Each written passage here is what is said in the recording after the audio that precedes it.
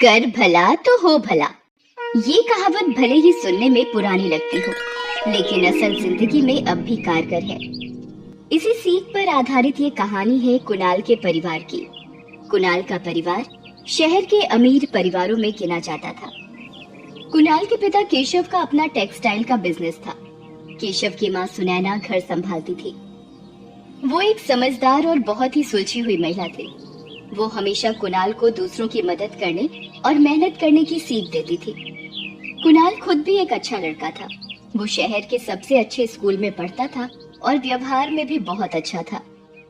एक दिन कुणाल स्कूल से घर लौटा तो उसे उदास देखकर सुनैना ने उससे पूछा, कुणाल आ गया बेटा, क्या हुआ, तू इतना उदास क्यों लग रहा है? माँ, दुनिया में कुछ लोग अमीर और कुछ लोग गरीब क्यों होते हैं? सब लोग एक बराबर क्यों नहीं होते? क्योंकि जैसे इंसान के जीवन में सुख की अहमियत है, ठीक वैसे ही दुख और परेशानियां भी जरूरी हैं बेटा, ताकि इंसान संघर्ष करता रहे और अपनी मेहनत से अपनी खुशियों को हासिल करे। इसीलिए कभी भी हमें खुद पर घमंड नहीं करना चाहिए और हमेशा दूसरों की मदद करनी चाहिए। वैसे ये बात तेरे दिमाग में आई कैसे? स्कूल में कुछ हुआ है क्या? हाँ माँ, मेरी क्लास में एक लड़का है सोनू। वो बहुत गरीब है। उसके पापा इस दुनिया में नहीं है और उसकी मम्मी हमारे ही स्कूल में सफाई का काम करती है। वो जो गरीब बच्चों के लिए सीट खाली रखी जाती है ना स्कूलों में, उसी से सोनू का एडमिशन हुआ है। लेकिन क्या बेटा, बता मुझे, क्या बात है? माँ, सोनू को मेरी क्लास के कुछ बच्चे बहुत परेशान करते हैं। सब उसकी गरीबी का मजाक उड़ाते हैं, उसे काम वाली का बेटा कहकर चिढ़ाते हैं। मुझे ये सब अच्छा नहीं लगता माँ। आपको पता है, सोनू पढ़ने में बहुत अच्छा है, लेकिन वो बेचारा इतना गरीब है कि स्कूल में कभी टिफिन लेकर भी नहीं आता।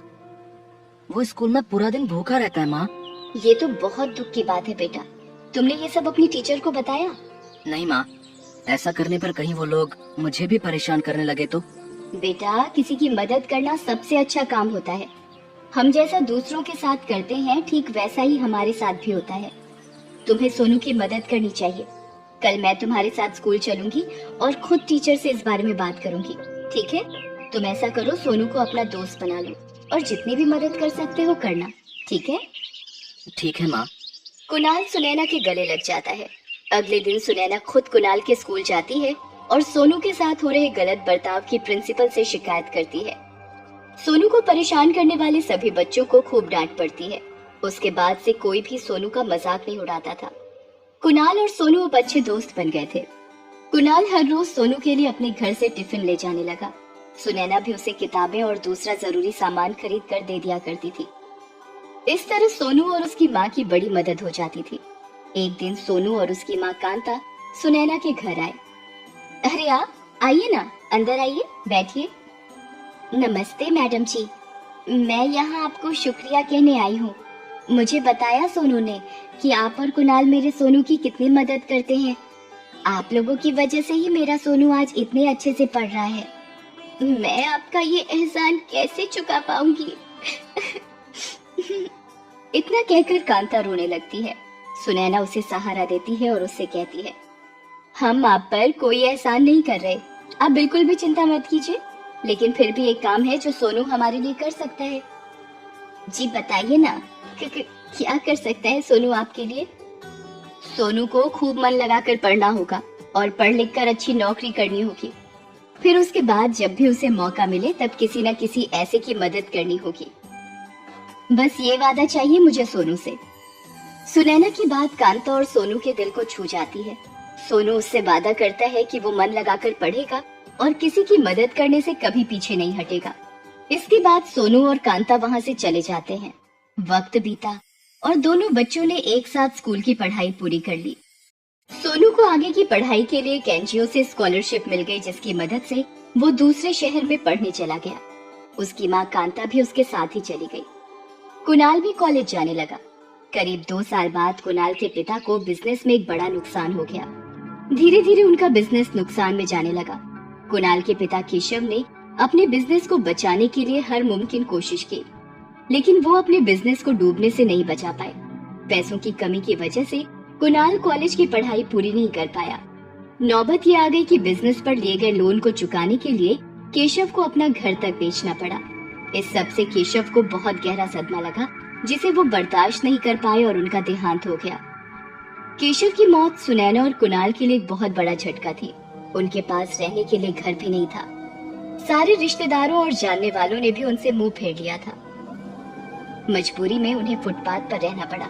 सुनैना एक दिन कुणाल को उदास देखकर उससे कहती है, कुणाल, ऐसे परेशान नहीं होते बेटा, सब्र रखो। कैसे सब्र रखूं माँ? मुझे तो ये समझ नहीं आ रहा है कि हमारे साथ आखिर इतना बुरा कैसे हो सकता है। हमने तो कभी किसी का बुरा नहीं किया। पहले हमारा घर बिक गया, फिर पापा हमें छोड़कर चले गए। आपने जैसा सिखाया था, मैंने कभी किसी का बुरा नहीं किया। जितना हो सका दूसरों की मदद करने की कोशिश की मैंने। फिर ये सब क्यों हुआ माँ? कुणाल की आंखों में आंसू थे। सुनैना भी दुखी थी। उसने कुणाल के आंसू पोंछे और फिर उसे समझाते हुए बोली, मैंने ये भी तो समझाया था ना बेटा कि वक्त हमेशा एक जैसा नहीं रहता। ये सच है कि तेरे पापा का इस तरह चले जाना वाकई बहुत बड़ा दुख है हमारे लिए, लेकिन जैसे अमीरी नहीं रही वैसे ही गरीबी भी ज्यादा दिन नहीं रहेगी बेटा। हमें लड़ना होगा, मिलकर लड़ना होगा। कुणाल को सुनैना की बात समझ आ गई थी। वो उसी दिन से अपने लिए काम की तलाश में लग गया।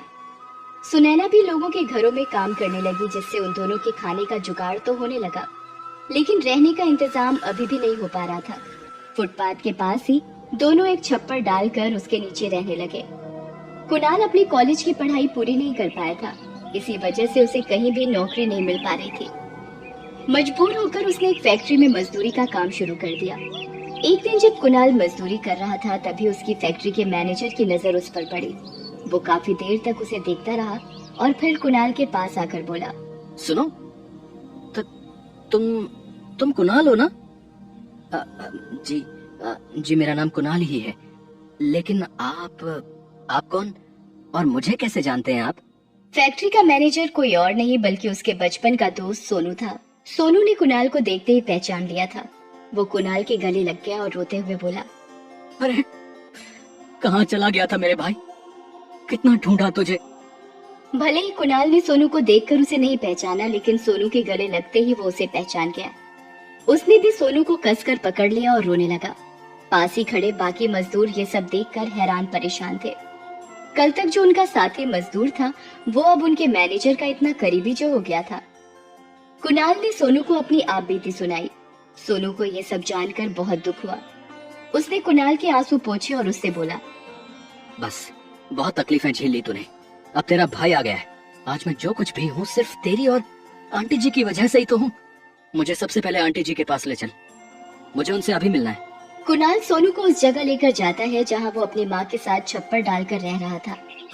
सोनू उसका हाल देखकर चौंक जाता है। उसे बहुत बुरा लग रहा था। जैसे ही उसे सुनैना दिखाई दी, वो सुनैना के पैरों में गिर पड़ा और रोते हुए उससे बोला, मुझे माफ कर दीजिए आंटी जी, आप और कुणाल इतनी मुसीबत में थे और मुझे आप तक पहुंचने में इतनी देर हो गई। माफ कर दीजिए मुझे। सुनैना सोनू को पहचान नहीं पाती। वो हैरानी से कुणाल की तरफ देखती है, फिर कुणाल उसे बताता है, ये सोनू है माँ, मेरा बचपन का दोस्त। मैं जिस फैक्ट्री में मजदूरी करता हूँ, ये वहाँ का मैनेजर है। ये सुनकर सुनैना की आंखों में आंसू आ जाते हैं। उसके ये आंसू खुशी के थे। उसे सोनू को कामयाब देखकर बहुत खुशी हो रही थी। वो सोनू को आशीर्वाद देते हुए उससे बोली, जीते रहो बेटा, बहुत खुशी हुई है देखकर कि तुम अपनी मेहनत से आज कामयाब हो गए। नहीं आंटी जी, अगर आप और कुणाल मेरी मदद ना करते तो मैं कभी अपने सपने पूरे नहीं कर पाता। आप दोनों मेरे साथ चलिए मेरे घर, अब हम सब साथ रहेंगे। नहीं बेटा, ये ठीक नहीं होगा। ऐसे हम तुम्हारे घर पर नहीं। बचपन में आपने मुझे अपना बेटा मानकर मेरी मदद की थी ना, तो अब आप मुझे पराया क्यों समझ रही हैं? मैं बिल्कुल अकेला हूँ। माँ 1 साल पहले मुझे हमेशा के लिए छोड़कर चली गई। यकीन मानिए, मुझे बहुत खुशी होगी अगर आप दोनों मेरे साथ मेरे घर में रहोगे। और वैसे भी मुझे आपसे किया वादा भी तो पूरा करना है ना, किसी की मदद करने का। सुनैना सोनू की बात सुनकर भावुक हो जाती है। उसे कांता की मौत के बारे में जानकर बुरा लग रहा था। वो सोनू की बात मान लेती है और कुणाल के साथ सोनू के घर रहने चली जाती है। सोनू एक आलीशान घर में अकेला रहता था। सोनू सबसे पहले कुणाल की कॉलेज की पढ़ाई पूरी करवाता है और फिर उसी फैक्ट्री के अकाउंट सेक्शन में उसे एक अच्छी नौकरी दिलवा देता है। अब सब ठीक हो गया था। सुनैना और कुणाल के बुरे दिन बीत चुके थे और सोनू भी। अब इस दुनिया में अकेला नहीं था।